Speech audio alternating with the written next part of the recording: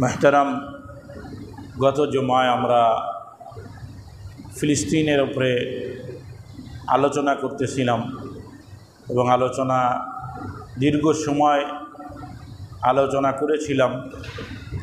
কিছু বিষয় সময় বেশি হওয়ার কারণে ছেড়ে দিয়েছি, যেহেতু আরও একটা বিষয় আমাদের সামনে চলে আসছে।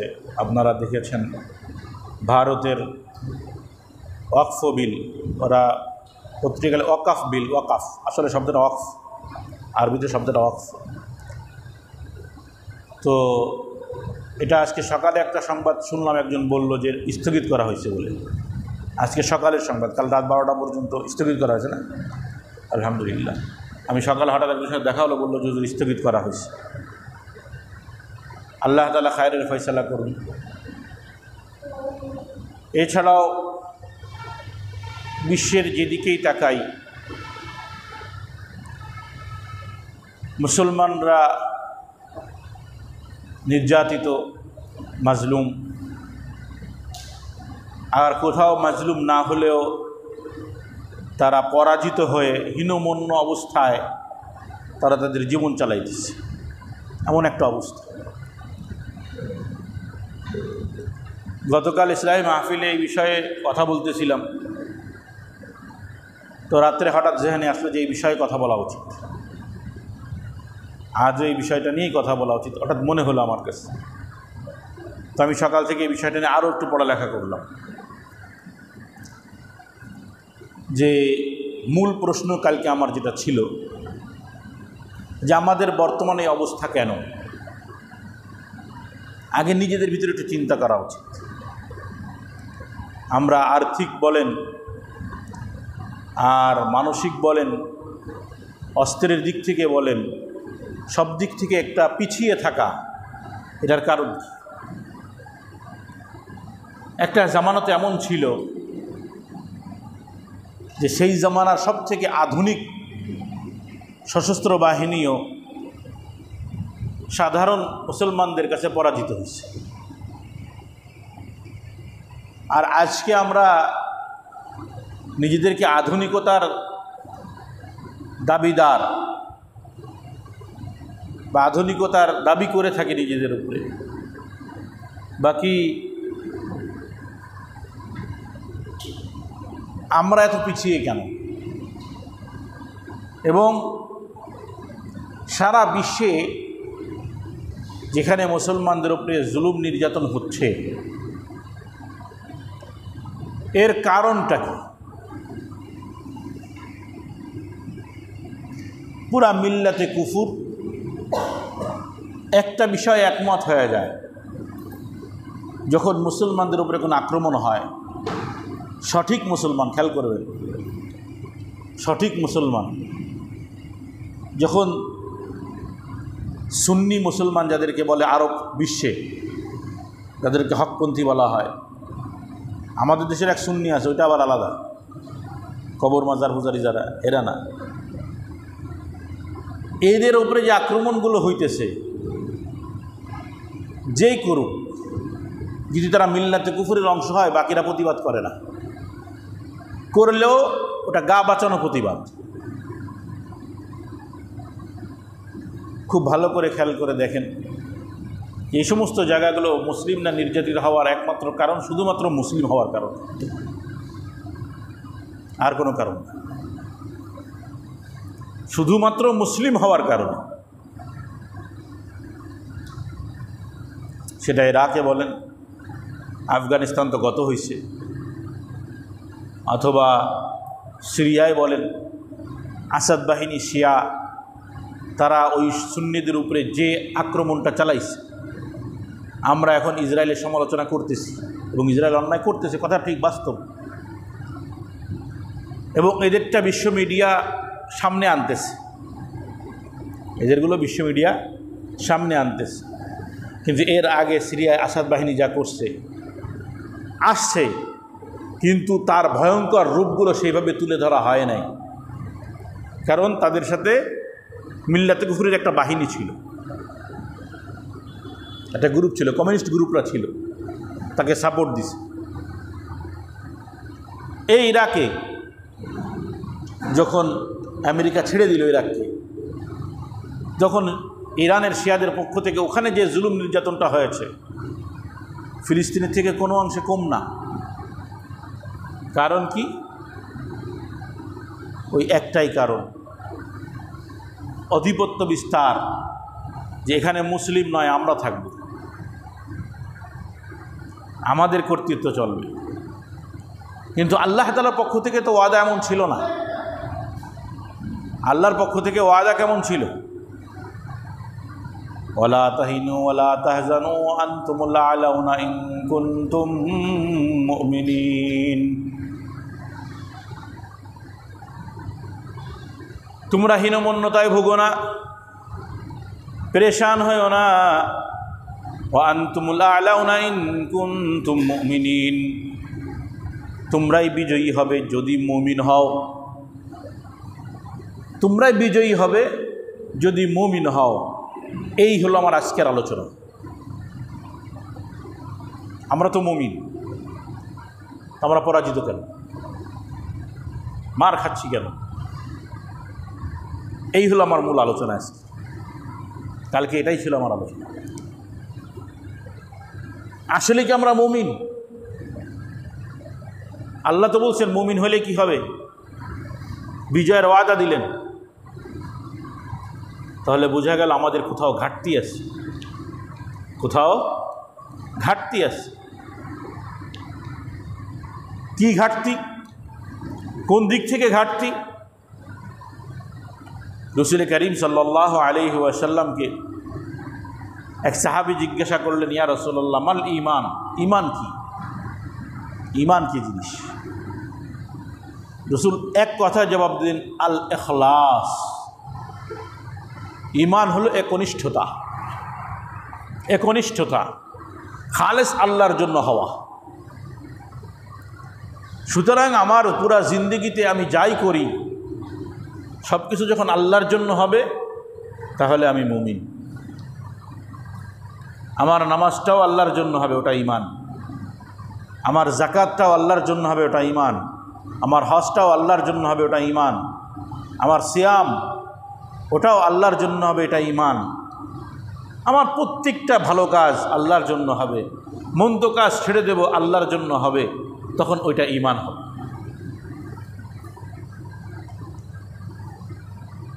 আল্লাহ তাআলা আমাদেরকে সৃষ্টিত করেছেন তার গোলাম করে, তা আমরা নিজেরাই তো তার।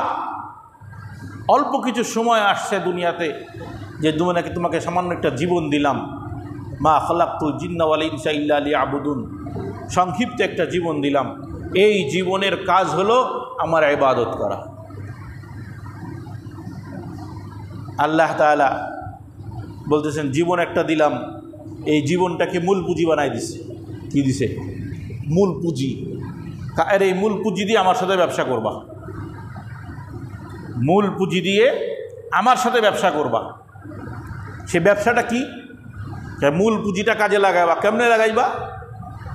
আল্লাহ তাআলা সূরা সফের মধ্যে ব্যবসার দিক নির্দেশনা দিলেন, যে জীবনটা তো দিলাম, এই জীবনটাকে কিভাবে কাজে লাগাইতে হবে। ইয়া আইয়ুহাল্লাযীনা আমানু হাল আদুল্লুকুম আলা তিজারাতিন তুনজিকুম মিন আযাবিন আলীম তু'মিনুনা বিল্লাহি ওয়া রাসূলিহি ওয়া তুজাহিদুনা ফী সাবিলিল্লাহি বিআমওয়ালিকুম ওয়া আনফুসিকুম যালিকুম খায়রুল লাকুম ইন কুনতুম তা'লামুন।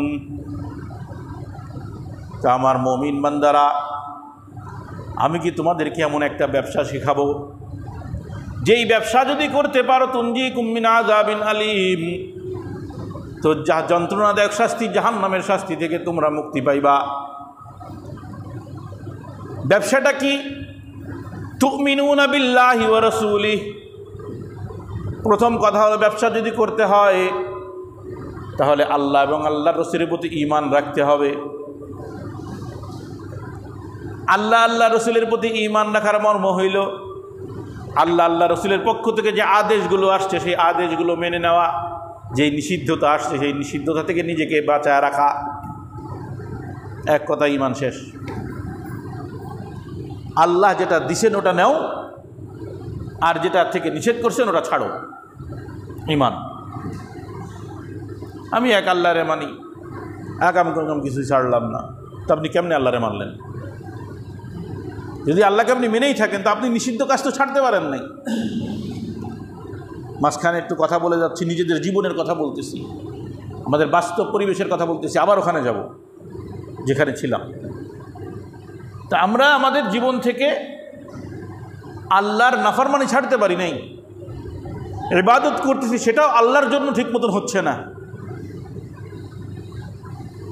তো এক ঈমান বলার দ্বারাই সব ইবাদত চলে আসছেন, কিন্তু আল্লাহ ব্যবসার ক্ষেত্রে এসে ঈমানের কথা বলে সাথে আরও একটা কথা বলে দিতেছেন, ওয়া তুজাহিদুনা ফি সাবিলিল্লাহি বিআমওয়ালিকুম ওয়া আনফুসিকুম, যে আল্লাহর রাস্তায় জিহাদ করবা জান মাল দিয়ে। নামাজ একটা ইবাদত, রোজাও একটা ইবাদত, হজ একটা ইবাদত, জিহাদ একটা ইবাদত। সব ইবাদতে ঈমান লাগবে। সব ইবাদতে কি লাগবে? সব ইবাদতে ঈমান লাগবে। তো আল্লাহ তাআলা সব ইবাদতকে না বইলা শুধু জিহাদের কথা বললেন কেন? যে আল্লাহর সাথে যদি ব্যবসা করতে হয় জান মাল দিয়ে জিহাদ করা লাগবে, ঈমান তো আছেই।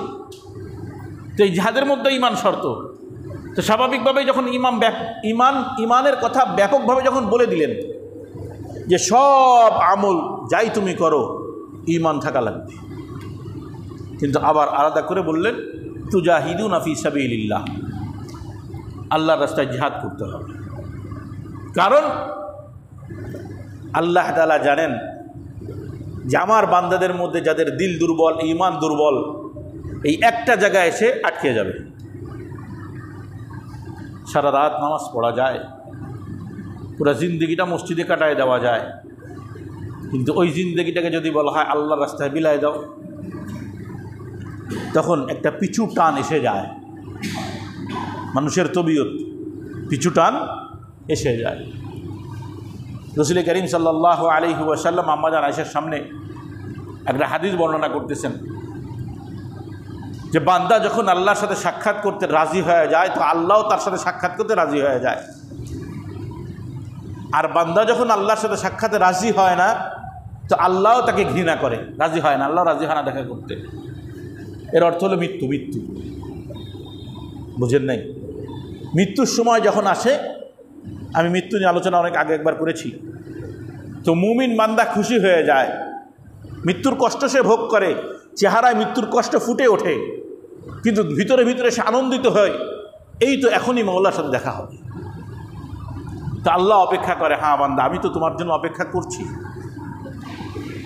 এ হাদিস শোনার পরে আম্মা জান আয়েশা রাদিয়াল্লাহু তাআলা আনহা উনি বড় পেরেশান হয়ে গেলেন, ইয়া রাসূলুল্লাহ, আমাদের মধ্যে কেউ কি আছে যে মৃত্যুকে ভয় করে না, মৃত্যুকে অপছন্দ করে না?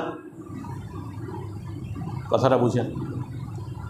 আমরা তো সবাই মৃত্যুকে ভয় পাই, মৃত্যু হয়ে যাবে, মারা যাব, এ ব্যাপারে আমরা তো সবাই ভীত সন্ত্রস্ত থাকি।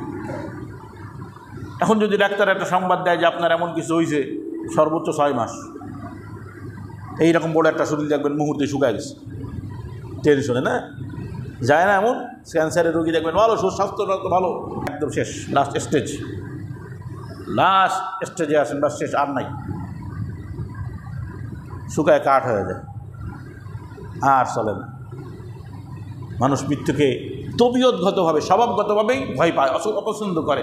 তো আম্মা জান বড় পেরেশান হয়ে গেলেন, ইয়া রাসূলুল্লাহ, আমরা তো সবাই মৃত্যুকে ভয় পাই, তো আপনি বলতেছেন যে আল্লাহর সাক্ষাতে খুশি হয়, তো আমরা তো মৃত্যুর সময় সবাই কষ্ট পাই, ভয় পাই, যখনই চলে যেতে হবে। তো রাসূল করিম সাল্লাল্লাহু আলাইহি ওয়াসাল্লাম বলেন, যাহা মৃত্যুকে ভয় পাওয়াটা স্বভাবজাত, মানবিক স্বভাবজাত বিষয়, কিন্তু মৃত্যুর আগে যখন সে রহমতের ফেরেশতা দেখে ফেলে সঙ্গে সঙ্গে খুশি হয়ে যায়। একটা গল্প আপনাদেরকে শোনা, আমাদের হিন্দুস্তানের গল্প। হিন্দুস্তানের ওলামা একরামরা তো আপনাদের নিজেদের এলাকার লোক, তো বড় বুজুর্গ মনে হয় না, না? একটা বুজুর্গের ঘটনা শোনায়। ব্রিটিশ আমলের সময় ব্রিটিশরা ডিভাইডেড অ্যান্ড রুল যেটা জারি করলো, যে হিন্দুস্তানের যারা হিন্দু, মুসলিম, শিখ সহজাল আছে, এদের মধ্যে বাধাই দিতে হবে যাতে ব্রিটিশ বিরোধী আন্দোলনে তারা সক্রিয় থাকতে না পারে। হ্যাঁ, তো সেই সূত্র ধরে মুসলমানদের সাথে শিখদের একটা মারাত্মক ধরনের কি হয়ে গেল, যুদ্ধ হইল এবং অনেক মুসলমান ওখানে শহীদ হইল। সেখানে আমাদের বড় বড় বুজুর্গ আলেমরা ছিলেন শিখদের সাথে এই যুদ্ধে। তো এই যুদ্ধে মির্জা মাজহার জানা রহমতুল্লাহ আলাই অনেক বড় আল্লাহর ওলি ছিলেন। উনি যেমন আল্লাহর ওলি ছিলেন আর ওনার ঘরওয়ালি তত বড় দাজ্জাল ছিলেন। খুব কষ্ট পাইতেন স্ত্রীর থেকে। তো ওনার মুরিদরা কইতো, হুজুর এই ছেড়ে দিন না কেন, আপনার কষ্ট দেয়। দেখেন অবস্থা, আমরা তো বউ ঘ্যান করলে কয়দিন করে চর্থা পড়তে বাপের বাড়ি যা। তাদের প্রত্যেকটা পদাঙ্ক আমাদের কেন অনুসরণ করতে হয় বড়দের? বউ এত জ্বালায়, ওই যে আসে না কিছু মানুষের গলা, মহিলাদের গলা একটু বেশি কথা বলে, কমতে আসলে স্বাভাবিকভাবে বলতে পারে কোথায় গেছিলা, দেরি করে আসলা কেন, ঘরে ঢুকতে না ঢুকতে কী হয়ে যায়, বোম বাস্ট হয় না। তো ওনার স্ত্রী ওনাকে খুব কষ্ট দিতেন। তার মুরিদরান বলতেছেন, হুজুর আপনার জন্য কি মেয়ের কোনো অভাব আছে? এই বুড়া বয়সে আপনার জন্য কত মেয়ে পড়ে গেছে, আমাদের মেয়েরা পড়েছে, দিয়ে দেবো, এ ছাড়েন না কেন? তা বলতেছে, ভাই আমি যদি একে ছেড়ে দিই তো আর একজনের ঘরে যাবে, সে কষ্ট পাবে। বুঝছেন নি কি বলতেছে? জবাবটা কি দিছে? আমি যদি ছেড়ে দেই আর একজনের ঘরে যাবে, সে কষ্ট পাবে। আমার কাছে আছে, আমি কষ্ট পাইতেছি, আল্লাহ তো আমার এর বিনিময় দিবে। কত বড় আল্লাহর ওলি ছিল, এটা শুধু গল্প শোনাইলাম, মজার গল্প, কিন্তু উনি কত বড় আল্লাহর ওলি ছিল সেটা প্রমাণ করে দিই আপনাদের কাছে। বাস্তব ঘটনা ইতিহাসের পাতায় লেখা আছে। এই মির্জা মাজহার জানা রহমতুল্লাহ আলাইহি ওই যুদ্ধে, শিখদের সাথে যে যুদ্ধটা হইল ব্রিটিশদের প্ররোচনায়, এই যুদ্ধে উনিও আহত হলেন। প্রচুর পরিমাণে ওলামা একরাম শহীদ হয়েছে, আলেমরা মুসলমানরা শহীদ হয়েছে, লাশ পড়ে আছে। তো উনিও লাশের ভিতরে পড়ে আছে, যেহেতু আহত, কিন্তু এমনভাবে পড়ে আছে বোঝা যাচ্ছে ওটা লাশ। পরবর্তীতে হুর ও গিলমান, হুর যারা হুর রহমতের ফেরেশতারা সাধারণত মুমিনের লাশ যে রুহ নেওয়ার জন্য একটা রেশমি রুমাল নিয়ে আসে। আমি আগে একবার বর্ণনা করেছি, রাইহান ফুল নিয়ে আসে জান্নাতের। এই সমস্ত ফুল নিয়ে তাদেরকে নিয়ে গ্রহণ করে নিয়ে যায়। যখন তাদেরকে নেয় তখন তাদেরকে জান্নাতে শরাবান তহুরা পান করানো হয়। তো এখন হুর আসছে, এসে প্রত্যেকটা লাশের মুখে শরাবান তহুরা দিতেছে, লাশগুলো খাইতেছে। ওটা তো লাশ, আমরা দেখতেছি স্বাভাবিক, তাই না? স্বাভাবিক, কিন্তু শরাবান তহুরা তাদেরকে পান করানো হইতেছে। তো এখন মির্জা মাজহার জানা রহমতুল্লাহ নিজে বর্ণনা দিতেছেন, এটা ওনার এক ক্লাস বর্ণনা দিতেছেন। কেন বর্ণনা দিতেছেন এটাও আগে একটু বলি, তাহলে কথাটা শুনতে মজা লাগবে। উনি যখন ক্লাস করাইতেন, বড় আলেম ছিলেন, ক্লাস করাইতেন, তো এই পাশে শুধু চুষতেন। আমাদের খেয়াল করেন, এই ছোটের ভিতরে নিয়ে শুধু চুষতেন, এত বেশি চুষতেন, এই দিক থেকে ওনার মোষ উঠা বন্ধ হয়ে গেল। যে পাশে চুষতেন মোষ উঠায় বন্ধ হয়ে গেল। কারণ কি? চুষতে জায়গাটা ক্ষয় হচ্ছিল। তো ছাত্ররা মাঝে মধ্যেই জিজ্ঞেস করে, বলে না, 4 দিন ধরে বসে ছাত্ররা তো দুষ্ট হয়, হুজুরকে বান মধ্যে ধরে বসলে কিন্তু ভালো মন্দ ঠেসে ধরে, হুজুর কওয়াই লাগবে, এবার ধার্য হুজুর বলাই লাগবে যে আপনি এইভাবে আপনার চেহারাটা অন্যরকম দেখা যায় না, এই জায়গাটা যদি মোষ না থাকে, মনে করেন এতটুকু মোষ আছে, এই জায়গায় মোষ নাই, এটা কেমন দেখা যায়? তো বলছে আপনি এই জিনিসটা করেন, এটা বদ অভ্যাস, এটা কেমন দেখা যায়? তো আগে বলেন এটা কেন করেন? তখন উনি এই ঘটনাটা বললেন যে আমি যখন আহত হয়ে পড়েছিলাম সেই সময় দেখি যে আমার শহীদ ভাইদেরকে হুর গিলমানরা শরাবান তহুরা পান করাইতেছে। তো যেই হুর ওই শরাবান তহুরা পান করাচ্ছিল, সে একটা পাত্র নিয়ে আমার মুখের দ্বারা যখন ধরতে গেছে, তো আরেকজন হুর তার হাত ধরে বসছে যে না না, তাকে পান করা না, তার শহীদ হওয়ার ফয়সালা হয় নাই। তো যখন তার হাত ধরছে, সামান্য একটা ছিটা আমার এখানে পড়েছিল, আমি আজও তার মিষ্টতা অনুভব করি। এমন বড় বুজুর্গ যে জীবিত থাকা অবস্থায় জান্নাতের শরাবান তহুরার স্বাদ উনি পেয়ে গেছে। বাস্তব ঘটনা এটা, ইতিহাসের পাতায় লেখা আছে এখনো, আমাদের বড় বড় আকাবিররা তারা। মুহতারাম, এমন হয়েছেন কেন? এমন কেন হইলেন তারা? কি ছিল তাদের ভিতরে? আজকাল আর আমাদের অবস্থা কেন এমন, আর তাদের অবস্থা তেমন কেন? পার্থক্যটা কোথায়? আকাশ পাতাল পার্থক্য হয়ে গেছে আমাদের মধ্যে। তারা আর আমরা তাদেরকে বলি আমাদের আকাবির, আমাদের অনুসৃত, তাদেরকে আমরা অনুসরণ করি, কিন্তু আসলে তাদের সাথে আমাদের অনেক দূরের ফারাক তৈরি হয়ে গেছে। কারণ হলো আল্লাহ তাআলা ওই আয়াতের মধ্যে বলে দিলেন, তুজাহিদুনা ফি সাবিলিল্লাহ। সব আমলের কথা না বইলা শুধু একটা আমলের কথা বললেন, ঈমান বললেই যথেষ্ট ছিল। কারণ সব ইবাদতের মধ্যে, সব আমলের মধ্যে ঈমান দরকার। আল্লাহর জিহাদের কথাটাকে আলাদা কেন বললেন? এই কারণেই বললেন যে একটা সময় এমন আসবে যে বান্দা যখন মৃত্যুর কথা শুনবে তো মৃত্যুর থেকে পিছু হটে যাবে, মৃত্যুর থেকে পিছু হটে যাবে। কিন্তু মুমিন যদি হয়, মৃত্যুর কষ্ট অনুভব করবে, কিন্তু মৃত্যুকে এত খুশিপনে মেনে নিবে যার এটা তো সেই চিকিৎসার মতন, যেখানে একটু কাটাছেঁড়া করবে, অপারেশন করে ফুড়াটা কেটে ফেলবে, এরপর আমি সুস্থ হয়ে যাব। জিহাদটা এমনই। জিহাদ থেকে আমরা পিছিয়ে আছি কেন? এর মৌলিক কারণ আমাদের মধ্যে দুনিয়ার ভালোবাসা বেশি। জিহাদ মানেই আমরা মনে করি যে কি যেন একখান হয়ে যাবে, আমরা এটা মনে করি। জিহাদ মানেই তো মরা, আর মরার ভয় তখন লাগে যখন দুনিয়ার মহাব্বত ঢোকে। তো আল্লাহ বললেন জীবনটাকে যদি কাজে লাগাইতে হয়, তুজাহিদুনা ফি সাবিলিল্লাহি বিআমওয়ালিকুম ওয়া আনফুসিকুম। যদি লাভজনক ব্যবসা করতে চাও, যদি মাওলার সাথে লাভজনক একটা ব্যবসা করতে চাও, তুমিনুনা বিল্লাহি ওয়া রাসূলিহি, আল্লাহ আল্লাহ রসুলের প্রতি ঈমান রাখতে হবে। ওয়া তুজাহিদুনা ফি সাবিলিল্লাহি বিআমওয়ালিকুম ওয়া আনফুসিকুম, নিজের মাল এবং জান দ্বারা আল্লাহর রাস্তায় জিহাদ করা লাগবে। ফায়দা কি? ইয়াগফির লাকুম যুনুবাকুম ওয়া ইদখিলুকুম জান্নাতিন তাজরি মিন তাহতিহাল আনহার। আল্লাহ বলেন যদি এই ব্যবসাটা লাভজনক হয়, ইয়াগফির লাকুম যুনুবাকুম, তোমাদের জিন্দেগির গুনাহগুলো আমি মাওলা মাফ করে দেব।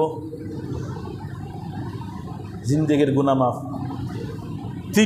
তিনটা আমল, খুব খেয়াল করে আমার দিকে তাকান। তিনটা আমল, যেই আমল করার সাথে সাথে পিছনের গুনাহ সব মাফ হয়ে যায়। সুবহানাল্লাহ। ঈমান আনার সাথে সাথে পিছনের সব গুনাহ মাফ হয়।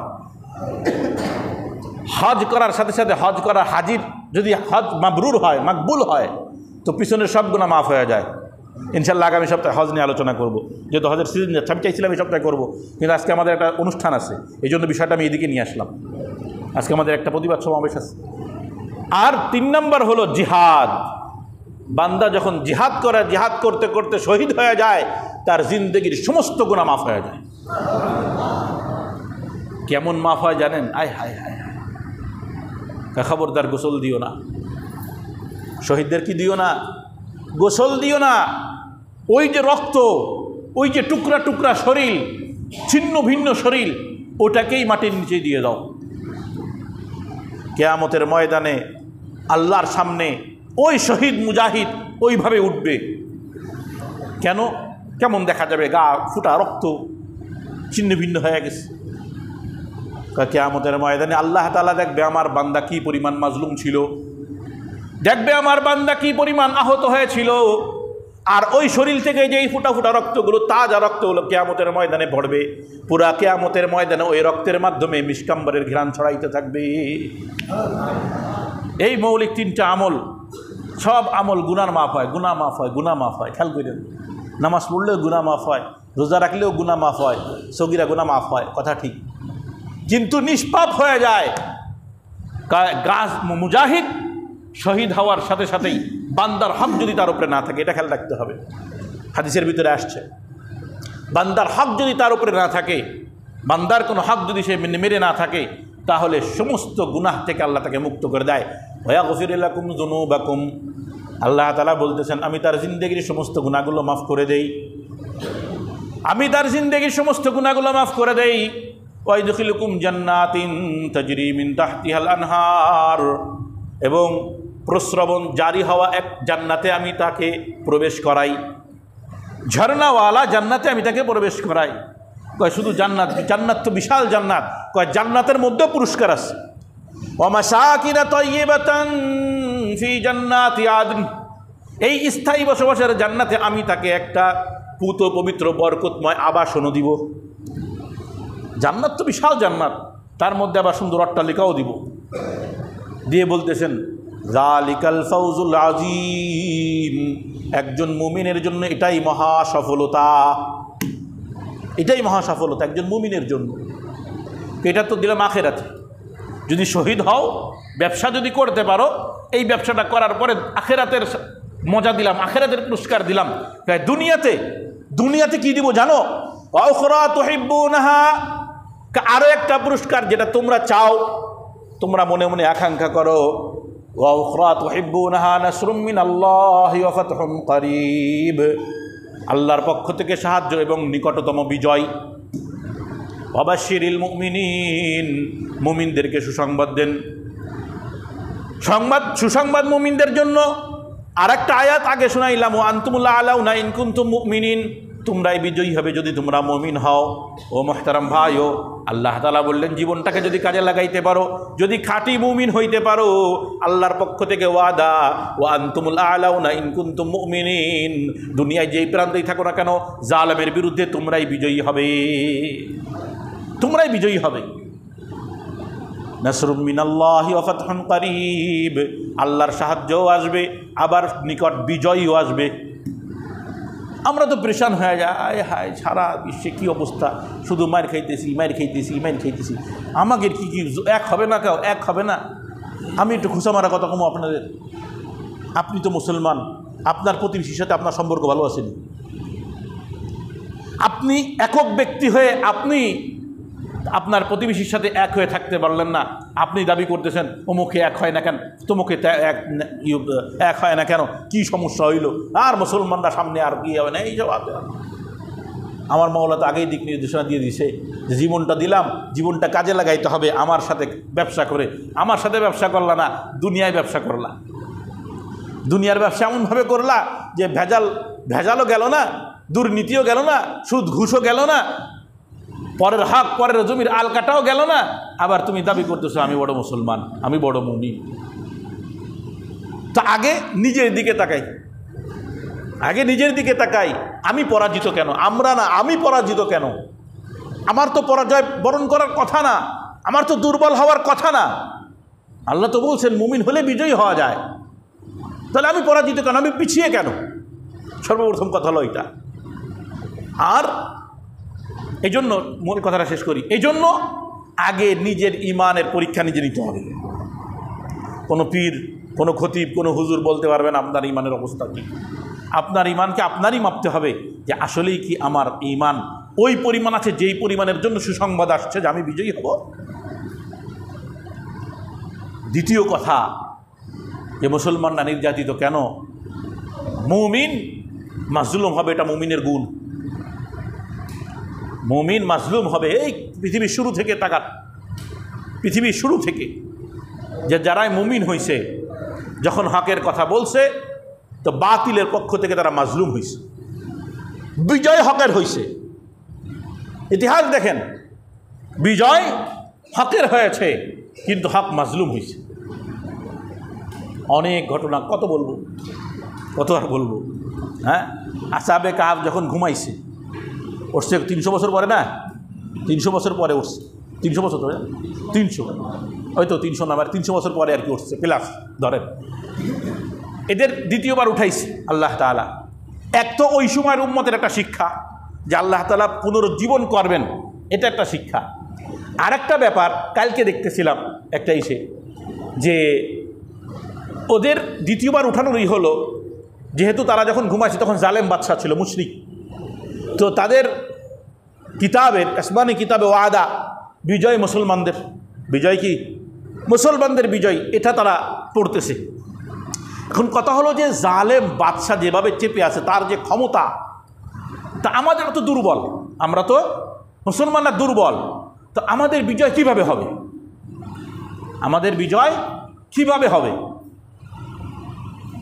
তো 300 বছর পরে ঘুম থেকে উঠে এক শিক্ষা দিল ওই জামানার মুসলমানদেরকে, এই দেখো আল্লাহ পুনরুজ্জীবিত ঘটায়, যেমন হুজা আলাইহিস সালামকে ঘটাইছিল। আর আরেকটা শিক্ষা তাদেরকে দিছে, ওই আসহাবে কাহফের 7 জনকে দিছে, যে দেখো শুইছো, পরের দিন উঠছো তোমাদের মতে, তাদের কথা অনুযায়ী একদিন পরেই তো উঠছে, এক রাত দিনের কিছু অংশ, যে উঠছে, উঠে দেখে বিজয় হয়ে গেছে, সব জায়গায় মুসলমানদের বিজয়। তো বিজয় কিভাবে আসবে আল্লাহ ভালো জানেন। আমরা লড়ে যাব, আমরা প্রতিবাদ করে যাব, এটা আমাদের কাজ, এটা ইমানের তাকাজা যে লড়তে হবে, মায়ের খাবা খাইতে হবে, মায়ের খাবা। আমা নাকামু মিনহুম ইল্লা ইউমিনু বিল্লাহিল আজিজিল হামিদ। তারা মুসলমানদের উপরে জুলুম কেন করে? ইল্লা ইউমিনু বিল্লাহিল আজিজিল হামিদ, এই কারণে যে তারা পরাক্রমশালী আল্লাহর প্রতি ঈমান রাখে। এখন ঈমান রাখতেছে আল্লাহর প্রতি, কিন্তু আল্লাহ আজিজুল হামিদ বলছে, আজিজ মানে পরাক্রমশালী। আল্লাহর প্রতি ঈমান রাখার পরে মাজলুম হবে কেন? আল্লাহ বললেন, হ্যাঁ ক্ষমতা আমার হাতে, তবে তোমার ঈমান নিয়ে মাজলুম হয়ে আমার সামনে যখন আসবা, আমি মাজলুম বান্দাকে আমার রহমতের কোলে টেনে নেব। আর তাদের জন্য ইন্নাল্লাযীনা ফাতানুল মুমিনিনা ওয়াল মুমিনাতি সুম্মা লাম ইয়াতুবু ফালাহুম আযাবু জাহান্নাম ওয়া লাহুম আযাবুল হারিক। যারা মুমিনাদেরকে কষ্ট দেয়, হত্যা করে, জুলুম করে, আল্লাহ বলছেন তাদের জন্য জাহান্নামের আগুন, তাদের জন্য জাহান্নামের আগুন।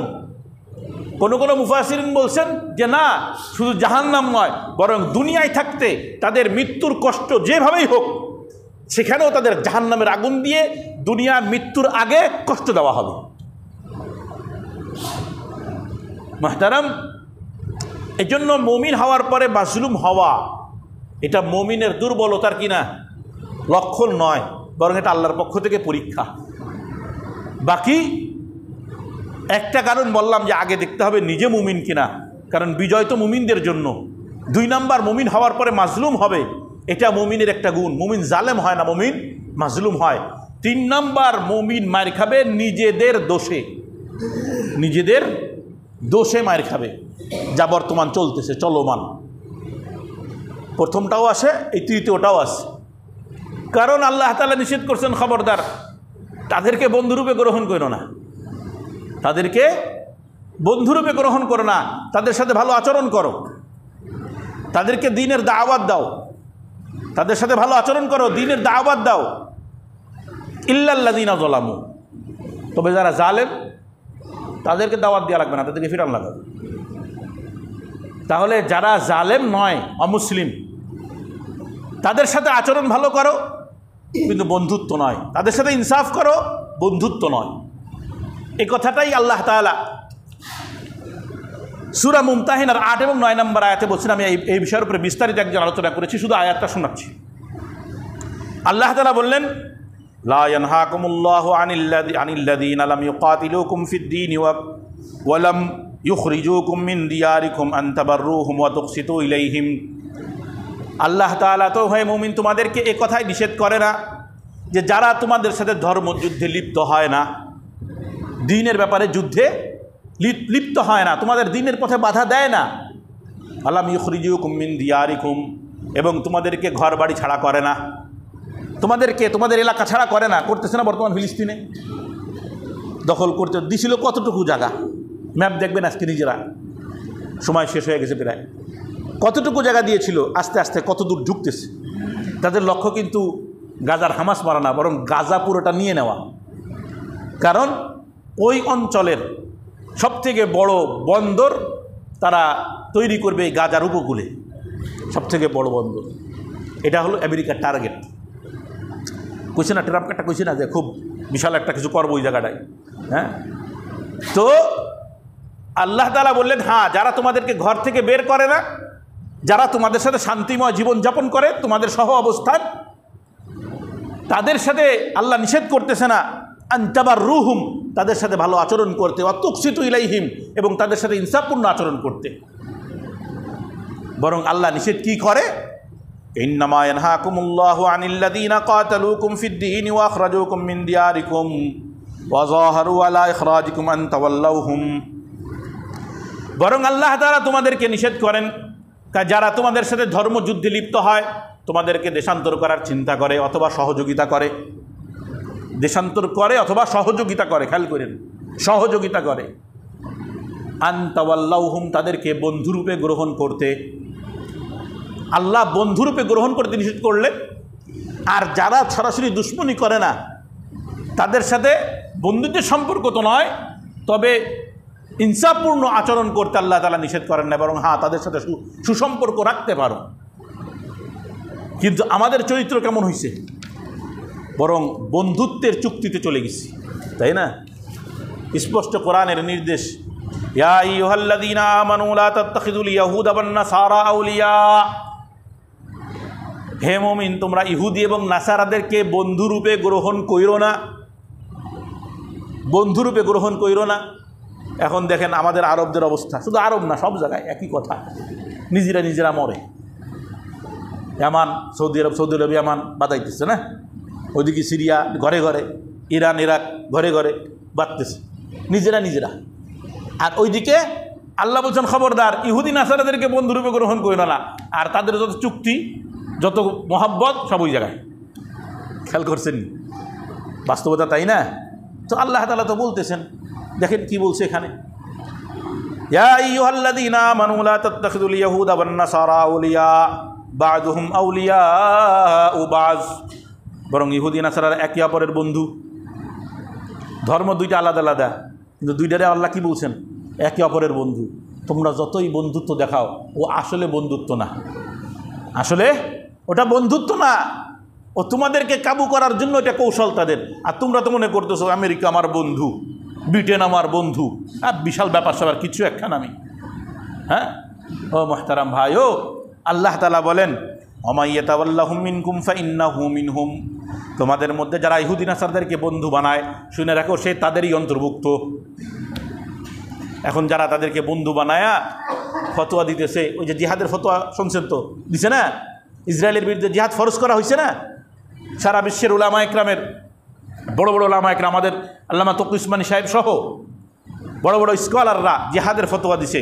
দেখবেন আরবের, মিশরের কিছু রাষ্ট্র থেকে কিছু মৌলবীরা কী করতেছে, যে না এটা ইসলামের শরীয়ত পরিপন্থী, এ জিহাদের ফতোয়া শরীয়ত পরিপন্থী, এখানে জিহাদ ফরজ না।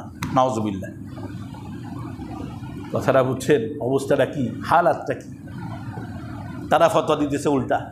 আল্লাহ তাআলা ফতোয়া দিছেন তো যে ওয়া মান ইয়াতাওয়াল্লাহুম মিনকুম ফাইন্নাহু মিনহুম, তোমাদের মধ্যে যারা তাদেরকে বন্ধু মনে করবে, বন্ধু বানাবে, তারা তাদের অন্তর্ভুক্ত। তা পরিণতি তাই হবে, তাদের অন্তর্ভুক্ত হওয়ার পরে যা হওয়ার তাই হবে। হ্যাঁ, বন্ধু কারা হবে আল্লাহ তাআলা ওটাও পরিচয় দিয়ে দিলেন। এই তোমাদের বন্ধু কারা, তোমাদের ওলি কারা, আল্লাহ তাআলা কোরআনে ওটাও দিক নির্দেশনা দিলেন। ইন্নামা ওয়ালিয়ুকুমুল্লাহু ওয়া রাসূলুহু ওয়াল্লাযীনা আমানুল্লাযীনা ইউকিমুনাস সালাতা ওয়া ইউতুনাজ যাকাতা ওয়া হুম রাকিউন। তোমাদের বন্ধু আল্লাহ, এক নম্বর কে? ইন্নামা ওয়ালিয়ুকুমুল্লাহ, তোমাদের প্রথম বন্ধু হলো আল্লাহ ওয়া রাসূলুহু, এবং আল্লাহর রসুল। তো অলি যদি বানাইতে হয়, অভিভাবক যদি বানাইতে হয়, বন্ধু যদি বানাইতে হয়, আগে আল্লাহকে বানাও। এই বন্ধু যদি শক্তিশালী হয়, তো অপর বন্ধুর ক্ষেত্রে একটা পাওয়ার তৈরি হয় না? অপর বন্ধুরা আমার অমুক, আমার জমাদ্দার সাহেবের সাথে আমার একটা ব্যক্তিগত সম্পর্ক আছে, একটা ব্যাপার আছে, লোকটা তো পাওয়ারফুল, তো আমারও একটা ভাব আছে, তাই না? ইউনুস স্যারের সাথে আমার একটা ভাবসাব আছে, তো আমার একটা কিন্তু ভাব এসে যায়, আসেনি? ও মোহতারাম, তো বন্ধু যদি আল্লাহ হয়ে যায়, তো আপনার অন্তরের ভাবটা কেমন হওয়া উচিত? হ্যাঁ, সুপার পাওয়ারের উপরে সুপার পাওয়ার যিনি, সুপার পাওয়ারের মালিক যিনি, তিনি যদি বন্ধু হয়ে যায়, তো আমার আপনার পাওয়ারটা কেমন হওয়া উচিত? তো এক নম্বর বন্ধু আল্লাহ ওয়া রাসূলুহু, এবং তার রসুল। ওয়াল্লাযীনা আমানুল্লাযীনা ইউকিমুনাস সালাতা ওয়া ইউতুনাজ যাকাত, এবং ওই সমস্ত মুমিন যারা নামাজ কায়েম রাখে, যাকাত আদায় করে।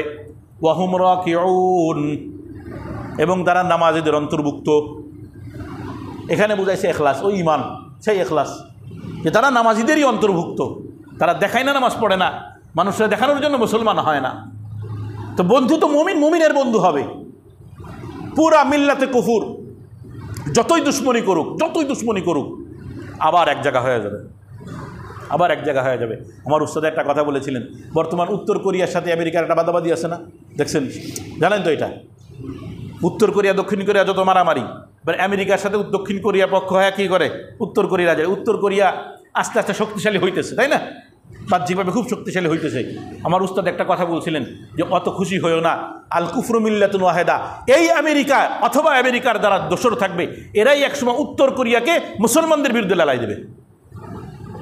কারণ আল কুফরু মিল্লাতুন ওয়াহিদা, মওলা বলছেন, আল্লাহ তো বলছেন, সব এক।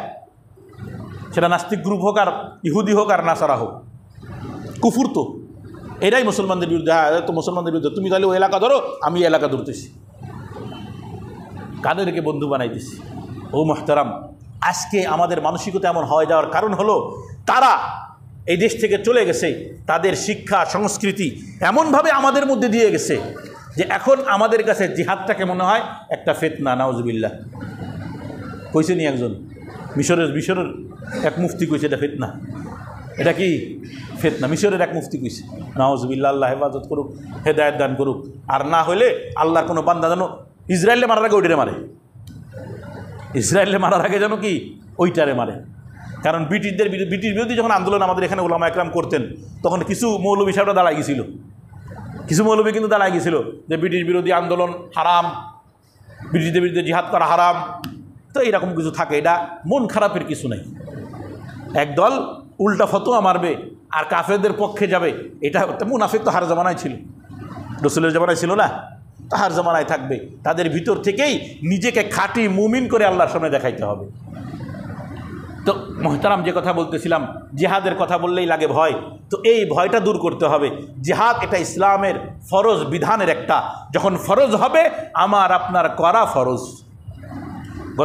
গত সপ্তাহে এই কথাটা বলেই শেষ করেছিলাম। তো এখন কথা হলো, আমাদের এখন জিহাদের মহল নাই, যদি আল্লাহ দেন করতে হবে, অস্বীকার করার কোনো সুযোগ নেই। বাকি জিহাদের পরিবেশ তৈরি করার জন্য বা ইসলামের দুশমনদেরকে দুর্বল করার জন্য যে যতটুকু যার প্রত্যেকের অবস্থান থেকে চেষ্টা চালায় যেতে হবে যেন ইসলামের দুশমনরা দুর্বল হয়ে যায়। সেটা অর্থনৈতিকভাবে হোক, মানসিকভাবে হোক, বা সমর্থন ছাড়া অর্থাৎ মুসলিমদেরকে সমর্থন দিয়ে হোক, এটাও এক ধরনের জিহাদ। আমি কালকে একটা উদাহরণ দিছি, যে মনে করেন আপনি একটা পণ্য কিনবেন, ভারতের পণ্য, যেহেতু ভারতের পণ্যর বয়কটের কথা বলা হচ্ছে, শুনছেন ওয়াকফ বিল নিয়ে একটা সমস্যা তারা করছে, যদি স্বর্ণ মাসকে সকালে এটা হয়েছে, স্থগিত হয়েছে, আল্লাহ তাআলা কবুল করুক। কারণ মুসলমানদের অনেক বড় একটা বিপদ এটা, কারণ সমস্ত মসজিদ মাদ্রাসা কিছুই রাখবে না যদি এই বিল পাস হয়ে যায়। তো দেখেন, একটা পণ্য হয়তো 100 টাকায় আপনি কম দামে কিনতেন, কিন্তু অন্য দেশের কোম্পানি ভালো বা মুসলমানদের বা বাংলাদেশের জিনিস, ওটা কিনতে গেলে 20 টাকা বেশি দেওয়া লাগবে। কিন্তু আপনি ভারতের ফান্ডে বা ইসরায়েলি ফান্ডে এই টাকাটা দিতে চাচ্ছেন না বিধায় আপনি 20 টাকা দিয়ে যে একটা পণ্য কিনলেন, অতিরিক্ত 20 টাকা খরচ করলেন, এটাও তুজাহিদুনা ফি সাবিলিল্লাহি বিআমওয়ালিকুম, আপনি আপনার মাল খরচ করে জিহাদ করলেন। এটা একটা ব্যাখ্যা। আবার বললেন না যে কোরআনের মধ্যে তো এইভাবে কইছে সুতরাং এটা করি, এটা একটা ব্যাখ্যা। আপনার অবস্থান থেকে আপনি জিহাদ করেন। এই জন্য সমর্থন দেওয়া যে হ্যাঁ আমরা ফিলিস্তিনের পাশে আছি, আমরা ভারতের মুসলমানদের পাশে আছি, আরাকানের মুসলমানদের সাথে আছি, এই সমর্থন দেওয়াটাও এক প্রকারের জিহাদ। তো এই জন্য সুযোগ আসলে সমর্থন দেওয়া, সুযোগ আসলে নিজের অবস্থানকে পরিষ্কার করা, আমি ফিলিস্তিনের পক্ষে আছি, আমি আরাকানের পক্ষে আছি, আমি আফগানের পক্ষে আছি, আমি ভারতের পক্ষে আছি, কাশ্মীরের মুসলমানদের পক্ষে আছি, স্লোগান দেওয়া, সমর্থন দেওয়া, এইটাও আমার আপনার ইমানি দায়িত্ব। অনেকেই বলে যে আন্দোলন করে কি হবে, এগুলো কি ইসরায়েল দেখতেছি নি, এগুলো ইসরায়েলের কী বা যায় আসে, কী বা যায় আসে। মার্চ ফর গাজা যে কয়দিন হয়ে গেল দেখছেন নি, আজীব গরিব, সারা বিশ্বে আন্দোলন হইতেছে। আল্লাহ তাআলা কবুল করলে কতদূর যাওয়া যায়। আমাদের এই মার্চ ফর গাজা সাধারণত বাহিরের সংবাদ ইসরায়েলের ভিতরে ইসরায়েলরা কম নেয়, আর ইসরায়েলের সংবাদ বাহিরে কম আসে। ইসরায়েলদের ভিতরে সাংবাদিকতার নিষিদ্ধতা আছে। সে ইসরায়েল পর্যন্ত আন্তর্জাতিক মিডিয়া মাধ্যমে ইসরায়েলে পর্যন্ত আমাদের এই মার্চ ফর গাজা পৌঁছে গেছে, এবং ওই যে কুশপুত্তলিকা পোড়াইতেছে, এগুলো ইসরায়েলের টেলিভিশনে দেখানো হয়েছে। তো এটা তো একটা প্রতিবাদ যে আমরা তোমাদেরকে ঘৃণা করি, আমরা তোমাদেরকে ঘৃণা করি। সব থেকে দুর্বল ইমান কমসে কম এটা তো দেখাই আল্লাহকে যে হ্যাঁ আমি তাদেরকে ঘৃণা করি। আল্লাহ তাআলা আমাদেরকে তৌফিক দান করুক। আখিরু দাওয়ানা আলহামদুলিল্লাহি রাব্বিল আলামিন।